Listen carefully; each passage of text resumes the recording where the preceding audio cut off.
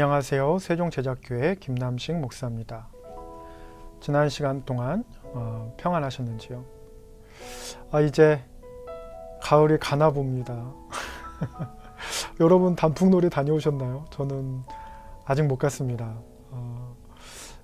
아침 기온이 2, 3도 이렇게까지 내려가는 거 보니까 이제 11월이 정말 이제 다가옵니다. 그래서 이번 주 주일이면 이제 11월 1일인데 정말 시간이 빠르네요. 한 해도 이제 2개월 남았습니다. 여러분 지난 한 해 동안 이렇게 돌아보시면서 혹시 계획하셨던 대로 모든 일을 잘 성취하셨는지 여쭤봅니다. 하나님 안에서 기쁨과 감사로 이제 한 해가 지나가는데 다 성취하셨기를 예수님의 이름으로 축원합니다. 혹시 아쉬운 마음이 있으시다 하더라도 아직 2개월 남았거든요. 그러니까 이 남은 기간 동안에 또 끝까지 유종의 미를 거두시기 바랍니다.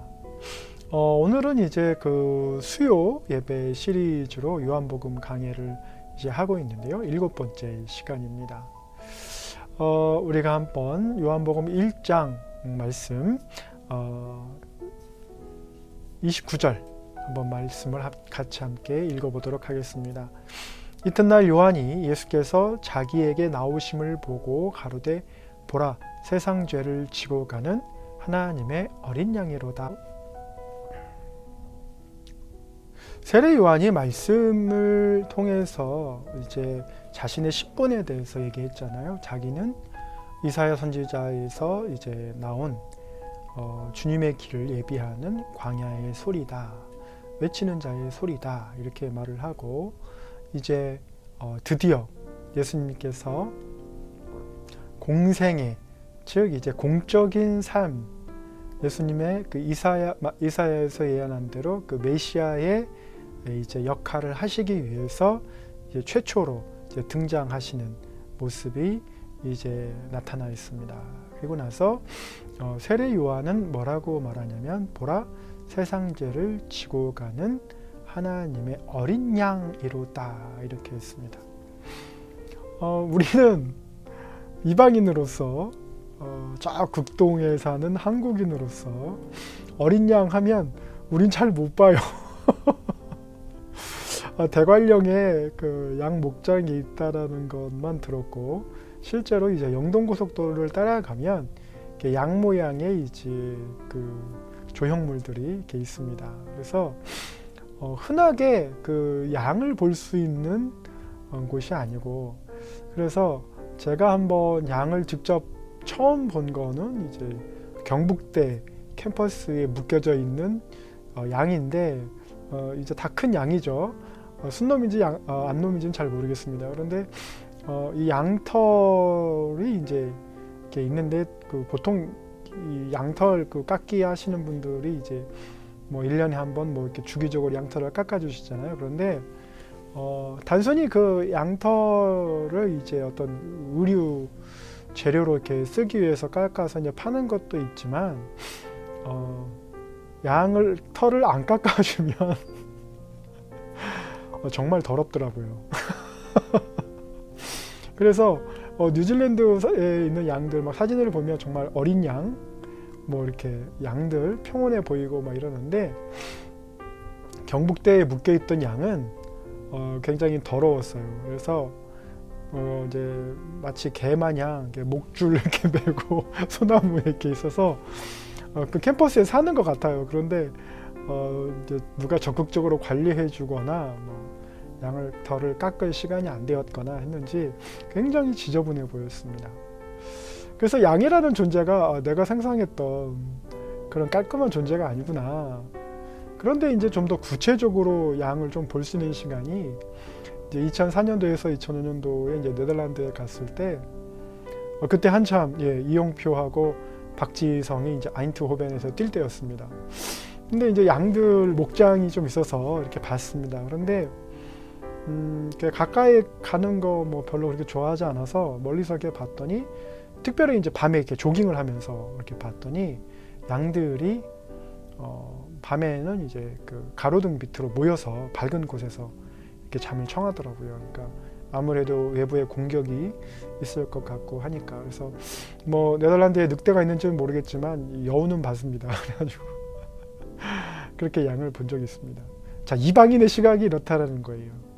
그래서 오늘 본문 말씀에 보면 예를 들어서 우리 한국 사람이 보라 세상죄를 지고 가는 하나님의 어린 양이로다 이러면 감이 없어요. 여러분 혹시 또 양고기 드셔보셨습니까? 그 양고기를 모르겠습니다. 지금은 잘 모르겠는데 이제 2004년도 5년도에는 이제 한 번도 양고기를 먹어본 적이 없어요. 그런데 이제 같이 공부하던 형제 중에 벨기에 출신 그 루벤이라는 우리 청년이 그 요리를 잘해요. 그래서 양고기를 한번 해서 이렇게 준 적이 있습니다. 그런데 기름도 많고 특유의 냄새가 좀 있습니다. 그래서 많이 못 먹었죠. 그런데 그 서양 사람들, 뭐 유럽 사람들한테는 양고기가 또 굉장히 좋은 음식으로 이렇게 알려져 있는 것 같아요. 그래서 우리나라는 이제 조선 시대부터 하도 사람들이 그 한우를 많이 잡아 먹어서 나라에서 금지령 내려도 막 몰래 이렇게 먹을 정도로 한우가 인기 있지, 그 양고기가 그렇게 역사적으로 이렇게 인기가 있었는지는 잘 모르겠습니다. 그렇게 없었던 것 같아요. 그런데 뭐 그게 우리가 한국이기 때문에 그런 거예요. 그러니까 성경 말씀을 볼 때 유대인들의 입장에서 보면 전혀 다르거든요. 유대인들에게 주는 의미도 다르고 환경 자체도, 왜냐면 성경 자체가 그 팔레스타인 지역 배경으로 이렇게 쓰여졌기 때문에 그 백그라운드를 이방인으로서 이해하기는 참 쉽지 않아요. 피부에 와닿지 않으니까. 그런데 성경 말씀을 근거로 우리가 추정은 할 수 있죠. 그래서 보라 세상 죄를 지고 가는 하나님의 어린 양이로다. 그러면 이 유대인들에게 양이라는 것은 뭐하고 직결되어 있냐면 생계하고 직결되어 있습니다. 그래서 사무엘상하 보면 다윗이 이제 양을 치러 나가 있습니다. 나가 있는데 사무엘 선지자, 즉 민족의 지도자, 오늘날로 말하면 대통령이 왔는데 다윗을 부르지 않죠. 그래서 다 보니까 첫째부터 쭉 보니까 하나님이 아니다 그러니까 이게 다냐, 그러니까 막내가 있는데 밖에 나가서 지금 양을 치고 있습니다. 그러니까 그 막내에게 집안에서 중요한 그 생계의 유지 수단 중에 하나인 양을 치는 일이 중요하기 때문에, 반대로 다윗은 별로 그렇게 중요하게 여기지 않았기 때문에 대통령 같은 그런 사무엘 선지자가 왔음에도 불구하고 부르지 않는 거죠. 왜냐하면 목동은 나가서 양을 치고 장시간 동안 이제 일을 해야 되기 때문에 이제 부르지 않는 거죠. 그만큼 양이라는 것은 이스라엘 백성에게 굉장히 기본적이고도 중요한 이제 생계 수단이었다라는 거죠. 그런데 이제 그 BC 1495년 정도 이제 출애굽을 하기 위해서 이제 하나님께서 마지막 재앙, 장자 재앙, 그래서 많은 이방인들의 첫 아들이 죽는 재앙인데 그것을 피하기 위해서 모세에게 하나님께서 양의 피를 문설주에 이렇게 발라라. 그 양을 도살해서 피를 받아서 그 피로 이렇게 문설주에 바르고 그 안에 거하는 자는 살리라. 그래서 내가 죽음이 넘어가리라. 이렇게 해서 그래 이제 넘어간다. 이렇게 가지고 패스 오버 해서 이제 6월절 이렇게 얘기를 합니다. 그러니까 이방인들은 하나님의 어린 양 이게 뭔 말이야? 세상 죄를 지고 간 하나님의 어린 양 뭔 말이야? 그러는데 이걸 딱 보면 토라를 잘 읽은 유대인이라면, 그래서 뭐 포로로 갔다가 뭐 했다가 하더라도 돌아와서 계속해서 토라를 했다면 이 이야기를 딱 보면 딱 떠오르는 게 뭘 떠오르냐면 이제 6월절이 떠오르죠. 여러분 혹시 도살하는 장면 보셨습니까? 뭐 특별히 뭐 관장할 필요도 없고 봐야 될 필요도 없는데, 이제 1980년대 저희 나라는 사실 곳곳에서 좀 더 구체적으로 각 동네 골목에서 도살이 이제 아주 자연스럽게 이루어졌죠. 이게 이제 무슨 말이냐면 어느 집에서 기르던 개를 복날 가까워오면 이제 개를 잡습니다. 그래서 지금은 이제 거의 볼 수 없죠. 오히려 이제 강아지가 유모차를 타고 다니는 시대이기 때문에 아마 상상조차도 못 하실 겁니다. 그러나 이제 약 40년 전 40년 전만 해도 기르던 개를 이제 복날 되면 이제 어르신들이 이렇게 얘기하죠. 이제 잡아야지 이렇게 얘기를 하면 이제 똥개를 잡아서 이제 보신탕을 해 먹죠. 근데 이제 그 잡는 장면을 동네 어르신들이 동심 파괴를 하는 거죠. 동심 파괴. 어려서 막 강아지 이쁘고 개가 크면 막 개도 타고 다니고 막 그러던 강아지를 갑자기 이제 개를 잡기 시작하는 걸 보면 어떻게 제 기억에 남아 있냐면 한 번은 이제 그 대문에다가 쇠사슬이 아니구나, 그 철사로 개 목을 묶어서 대문에 이렇게 뾰족하게 나와 있는 그 쇠창살에 딱 걸어 놓습니다. 걸어 놓고 개를 막 몽둥이로 때리는 거예요. 그러면 개가 아프다고 당연히 소리를 지르죠. 그러면 깨갱하면서 소리를 지르면 온 동네에서 아이들이 다 뛰어나와가지고 그걸 보는 거예요. 그럼 아저씨들이 뭐라고 하냐면 더 때려야 된다고. 그래야 어떻다? 맛있다고. 제가 이렇게 말하면 얼마나 야만스럽습니까? 거기에 대고 웃는 저의 모습을 보면서 아마 지금 20, 30대 분들은 야, 전 진짜 그걸 또 웃기다고 웃냐 이러는데 그 당시에는 그게 문화였어요. 문화여가지고 걔가 깨갱깨갱 하는 거 맞는 모습을 보면서 우는 아이도 없고 그냥 신기해서 당연하다는 듯이 그냥 이렇게 본 거예요. 그래 놓고는 이제 이렇게 가스 있지 않습니까? 선연료 전 세계 1위 우리 대한민국 점유율 90%를 차지하는 선연료 그거 갖다가 토치 이렇게 껴가지고 막 꼬실리는 거예요, 털을. 그러면 동네에서 이렇게 뭐 지역마다 다르겠지만 손야구 같은 거, 저희 동네는 깔추라고 그랬는데 손야구 같은 거 막 이렇게 하면 이제 어디서 이렇게 그 털 타는 냄새가 나면 애들이 그래요. 어디서 개 잡냐 막 이렇게. 그리고 실제로 가보면 그 철도길 옆에서 가만히 씌워져 가지고 막 강아지 태우고, 그리고 이제 실제로 공설시장을 가보면 이제 강아지 개를 도살해서 이제 부위별로 파는, 아마 지금도 있지 않을까 싶은데, 그래서 재래시장에 대한 생각이 그걸로 이렇게 각인이 되어 있어요. 그러니까 무서운 곳. 그렇잖아요. 이렇게 가보면 돼지 머리도 막 있고, 그 돼지 머리 국밥 무서운 거, 뭐 피 있고, 그리고 저쪽 가면 또 막 소 머리 있어서 혓바닥이 이만큼 나와 있고 막 이런. 저만 이렇게 살았는지 모르겠지만 그런 것들을 흔히 볼 수 있었어요. 그러니까 도살이란 자체는 굉장히 끔찍한 거죠. 근데 이 보라 세상죄를 지고 가는 하나님의 어린 양이로다 이렇게 했을 때 유월절을 생각한다면 유대인들은 어떤 걸 생각하냐면 그 양을 도살시키는 것을 상상을 합니다. 그 장면을 직접 보지 않았더라도 그 상상을 할 수 있는 거죠. 텍스트가 있으니까, 토라가 있으니까. 그래서 토라를 이렇게 읽어줄 때 그 장면이 나오면 양을 그렇게 해서 죽였구나.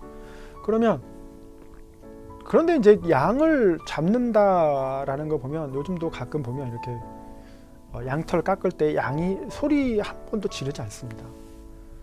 뭐 아까 제가 말씀드렸던 개처럼 막 소리를 지르거나 막 돼지 잡을 때 멱단 소리를 한다거나 막 이러지 않습니다. 양은 가만히 있어요. 그냥 이게 죽는 건지 사는 건지도 모르고 이렇게 기계로 털을 막 깎아낼 때 가만히 있습니다. 근데 큰 양은 막 도발할 수도 있고 순양 같은 경우는 와서 머리로 때릴 수도 있어요. 그런데 어린 양이잖아요. 어린 양을 잡는다. 여러분 그냥 어린 양 사진만 보십시오. 얼마나 귀엽습니까? 근데 그 애를 이렇게 목을 찔러서 피를 받아낸다. 뭐 끔찍한 거죠. 어떻게 저렇게 정말 순진무구해 보이는 어린 양을 어떻게 저렇게 죽일 수 있느냐. 그 컨셉이에요. 그 이미지예요. 하나님은 회화적으로 텍스트로 나와 있지만 회화적으로 이미지적으로 이스라엘 백성에게 세상 죄를 지고 가는 하나님의 어린 양이로다. 딱 첫 마디부터 뭐예요? 소개할 때 저분은 나중에 십자가를 지실 분이다. 누구를 위해? 온 인류를 위해. 여기서 유대인들은 또 빡칩니다. 아니 유대인만 선택받은 백성이지 어떻게 이방인까지 포함해서 세상 죄를. 그래서 세례 요한이 보라 유대인의 죄를 지고 가는 하나님의 어린 양이로다 이렇게 말하지 않고 세상 죄를 지고 가는 누구 포함해서 이방인까지 포함해서. 그래서 교회는 어떤 조합이다? 유대인과 이방인의 같은 조합이다라는 것을 세례 요한이 미리 말하고 있는 거예요. 이 유대인과 이방인이 함께하는 하나님 나라를 위해서 하나님의 어린 양, 즉 죄 없으신 분이 십자가를 지실 거다. 그래서 양을 들어서 양의 목을 팍 찔러서 피를 막 흘리는 것처럼 예수님께서 십자가에 딱 달리셨을 때 어떻게 됐습니까? 옆구리에 창을 찔러서 물과 피를 다 쏟으시는 거예요. 앞으로 일어날 일에 대해서 정확하게 일어날 일에 대해서 세례 요한이 어떻게 해요? 이 단 한 문장 한 표현으로 그 모든 것을 이야기해 주고 있는 거예요. 여러분 BC 1495년 6월절이 이제 기원이라고 얘기를 하는데요. 자, 근 1500년 후에 하나님의 독생자이신 예수 그리스도께서 하나님의 어린 양으로 물과 피를 다 쏟으시면서 십자가에 달리셔서 온 인류의 죄를 짊어지실 거라고 누가 상상이나 했겠습니까? 출애굽하면서 10가지 재앙 중에 마지막 재앙 장자의 재앙인데 하나님께서 독생자이신 아들을 인류를 위해서 바칠 줄을 누가 알았겠습니까? 물론 창세기 3장 15절에 여자의 후손이 사단의 머리를 상하게 할 것이다 라는 것을 예언하셨는데 어떻게 그것이 이루어질지는 아무도 모르는 거죠. 오직 하나님만 아시는 거죠. 창세기 3장 15절 이후에 출애굽 재앙하면서 장자의 재앙을 하면서 나중에 예수 그리스도가 그렇게 오실 거라고는 아무도 상상하지 않는 거죠. 아브라함이 모리아산에 올라갔을 때 하나님이 순양을 준비해 주시는 그 이미지적인 컨셉이 예수 그리스도의 오심과 십자가 사건이라고는 아무 생각 안 하는 거예요. 더군다나 그 1500년이 지나서 그 6월절이 무엇을 말했는지를 예수 그리스도를 통해서 알려줄 거라고는 누구도 상상할 수 없는 거예요. 누구도.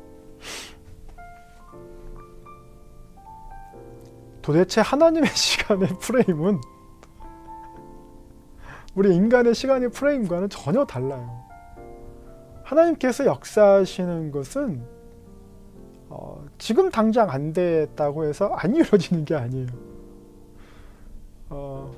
우리 흔히들 이제 부흥을 주옵소서 뭐 이런 이야기도 하고 이런 이야기를 하지만 하나님의 역사가 나의 시간에 맞춰서 일어나야 된다고 생각하는 것은 이렇게 보면 큰 오산이죠. 그래서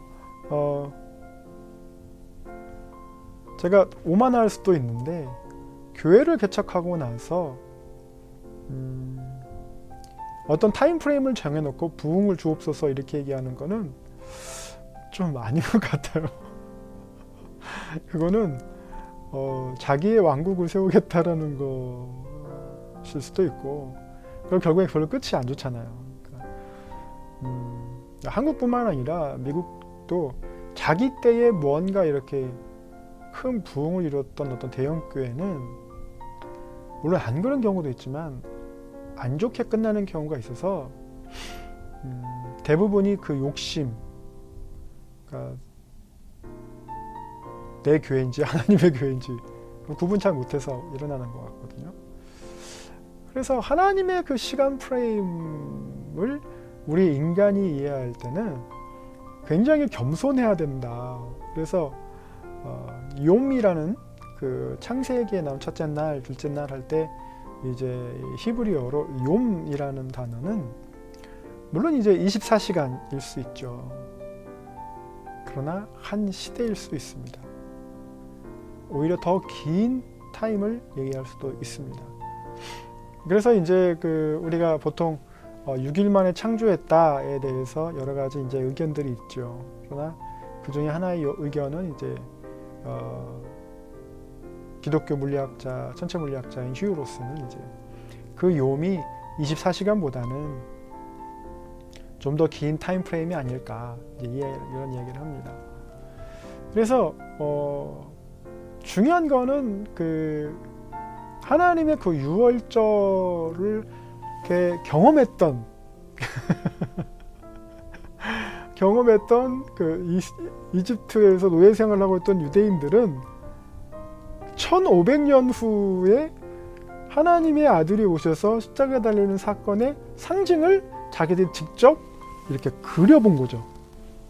이 무술주에 바른다라는 것도 있지만 뭐 미술하시는 분들은 이렇게 그려본다. 좀 더 행위예술 하시는 분들은 그 유월절의 양의 피를 문설주에 바르는 그 행위예술로 굉장히 높은 가치를 이야기하실 수 있을 겁니다. 뭘 이해했을 때 예수 그리스도의 오심과 십자가 사건과 그 물과 피를 다 쏟으시는 그 장면을 봤을 때 행위예술가 같은 경우들은 전율할 수 있겠죠. 왜요? 하나님의 작품이 비로소 1500년을 걸쳐서 완성이 된 거니까 어느 예술가가 그거를 이렇게 합니까? 못하는 거예요. 그건 못하는 거예요. 누구도 따라할 수 없어요. 왜? 일단 인간 수명이 짧고 그런 거대한 스케일의 예술을 누구도 상상하지 못하기 때문에.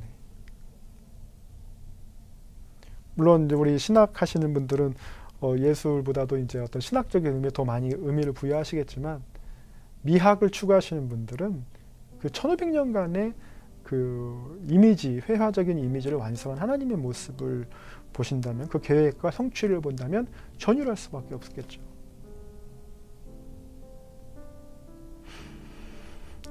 가장 중요한 거는 그러한 메시아일 거라고는 아무도 생각 안 하는 거예요. 6월절과 메시아는 따로 6월절은 6월절이고 그냥 그때 모세 때 그렇게 위대한 선지자가 있어서 결혼을 했던 거고 메시아는 뭐예요? 유대인들한테 사는 메시아. 지금 로마 밑에 사는 메시아. 그 유대인들한테 메시아는 독립이죠. 독립. 정치적인 메시아, 어떤 이스라엘 팔레스타인 지역에 얽매여 있는 메시아, 그래서 선미사상을 성취하는 그 시오니즘을 성취하는 그 메시아가 자기들의 메시아인데 오신 메시아는 어떤 메시아예요?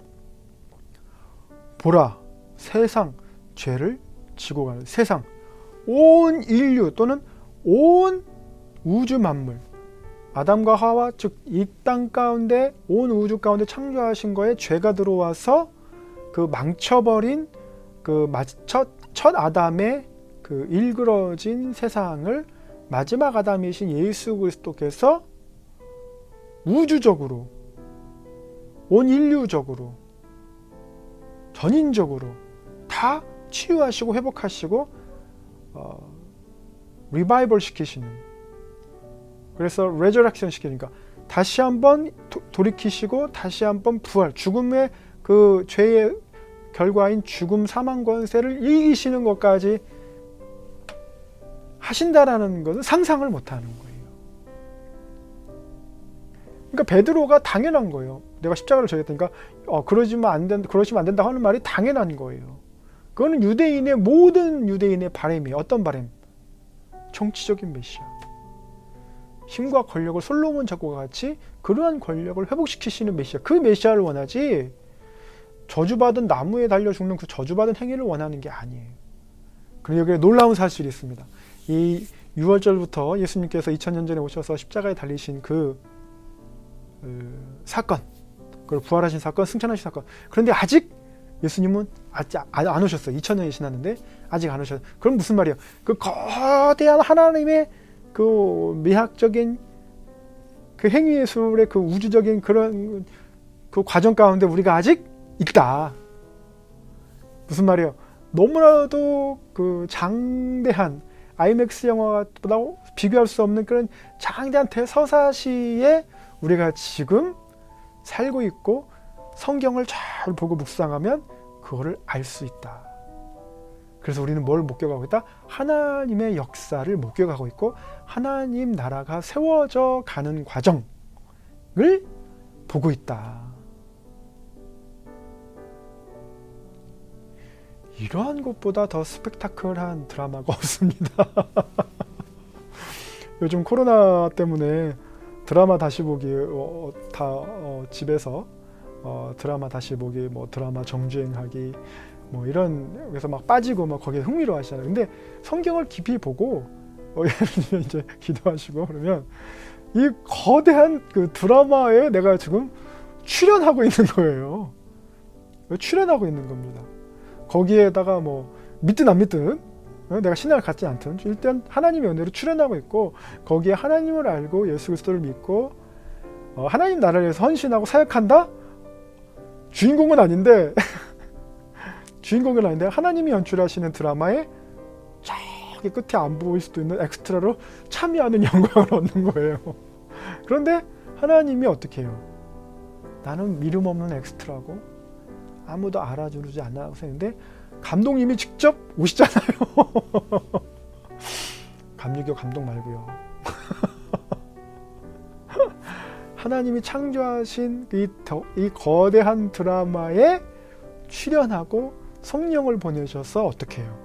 다독여 주시고 위로해 주시고 잘했다 칭찬해 주시고 먹고 살 수 있도록 공급해 주시고 자녀들 축복해 주시고 일반 그 1등급에서 18등급까지 있거든요. 배우들은 페이 받는 게 항상 하나님은 우리한테 항상 1등급이에요. 왜요? 베드로전서 2장 9절에 나오잖아요. 거룩한 나라요 왕같은 제사장이다. 하나님한테는 우리가 늘 1등급이에요. 한 번은 신학교에서 강의를 하는데요. 여러분 추노 아시죠? 추노에서 하이라이트 장면인데요.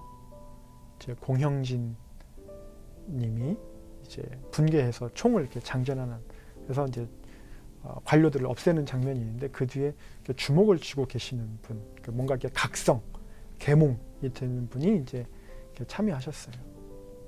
그러니까 이제 1등급부터 18등급까지 있으니까 연예인들이 얼마나 이제 어려운지에 대해서 이제 알려주셨거든요. 하나님한테는 우리가 1등급입니다. 우리는 조연도 안 되고 거의 엑스트라라고 생각하는데 하나님 우리가 항상 주인공이래요. 하나님 드라마에. 그래서 세례 요한이 예수 그리스도를 보면서 해밍웨이가 와도 괴테가 와도 슐러가 와도 이 한 문장에 앞으로 일어날 그 놀라운 그 신학적인 함축을 담아낼 수는 없을 거예요. 보라, 세상 죄를 지고 가는 하나님의 어린 양이로다. Behold, 보란 말이다. 누구한테요? 거기는 이제 유대인들이니까 유대인들이 딱 보는 거. 하나님의 어린 유월절 피를 흘리시고 이 놀라운 드라마가 이 한 절에 담겨 있습니다. 이 영상을 시청하시는 분이 만약에 예수 그리스도를 믿으신다면 당신이 주인공입니다. 아유, 그냥 코로나 때문에 힘들고 영업하기도 힘들고 직장 다니기도 힘들고 대출 빚 갚기도 막 힘들고 막 그러는데 뭘 잊고 있어요? 하나님은 하나님 나라의 그 놀라운 그 아직 끝나지 않은 지금 한창 진행 중인 그 드라마의 주인공은 아닌데 우리는 그렇게 생각하는데 하나님은 주인공으로 왕같은 제사장으로 거룩한 나라로 우리를 막 돌보시고 그런 동행하시는 것을 못 느낀다라는 거는 아쉬운 거예요. 이 영상을 보시면서 맞다. 하나님 참 감사합니다. 이렇게 말만 하셔도 성령께서 우리를 더 가까이 하실 겁니다. 두려운 건 열왕기하 또 역대상하 뭐 이렇게 이 그 왕들의 이야기를 이렇게 보면 므낫세라는 왕은 약 한 55년 동안 통치하면서 단 한 명의 하나님의 선지자도 나타나지 않아요. 50년 동안 하나님이 침묵하십니다. 그러니까 왕이 이스라엘 백성을 다스린다라는 개념이 관료적으로는 가능하나 신학적으로는 패망한 시기인 거예요. 하나님 말씀이 없어요. 하나님의 축복이 없어요. 하나님의 사람을 보내서 이렇게 하라는 말이 없어요. 어느 영혼이 하나님의 말씀을 상고하고 묵상하고 그래서 감동하고 기도하고 하는 사람이 현저히 주는 거예요. 여러분, 예수님이 언제 오실 것 같습니까? 6월절이 되고 나서 1500년이 되고 나서 메시아가 오셨고, 지금 2020년이 지났는데 메시아가 오실 기미는 안 보여요. 그러니까 우리나라에만 스스로가 제리니스라고 말하는 사람이 40명이라고 하는데, 뭐 몇십 년 전 기록이니까 더 생길 수도 있겠죠. 세례 요한처럼 예수 그리스도가 오시는 길을 예비하는 것보다 마치 자기가 메시아인 양 행하는 게 더 쉽다라는 거죠. 그런데 세례 요한은 1500년에 만에 나타나는 메시아를 알고 있었고 그에 대해 선포했었고 자신이 메시아에 비해서 얼마나 낮은 존재인지에 대해서 이야기했습니다. 자, 예수님 언제 오실지 모릅니다. 그러나 지금 중요한 건 무슨 말이냐면 므낫세 왕 때처럼 우리 자녀들에게 침묵으로 일관할 거냐, 하나님 말씀 안 알려주고 너 학원 가라, 성적 올려라, 수능 등급 올려라, 우리 애들이 무슨 한우니까 그렇게 해서 스카이 대학 가서 사회에 기여하면 참 좋죠. 그런데 어느 특정 그 계층에 이제 안착되어서 오늘 보니까 의사 국시를 다시 제정하라고 횡포를 부리던데 그렇게 해도 되는 건지. 그러니까 하나님의 말씀이 없으면 예수님께서 그 나라 내가 믿음을 보겠느냐 이렇게 말씀하신 것처럼 뭐 500년, 1500년 가지 않고 50년만 지나도 누구 하나 지금은 길거리에 뭐 십자가도 서 있고 그게 흉물이다 뭐다 막 이렇게 말씀도 하시는데 다 좋아요. 그런데 하나님 말씀이 사라지게 되면 이 한반도에서 하나님 말씀이 없어지게 되면 이 한반도에서 그럼 과연 어떻게 되겠습니까? 세종제자교회 김남식 목사였습니다. 감사합니다.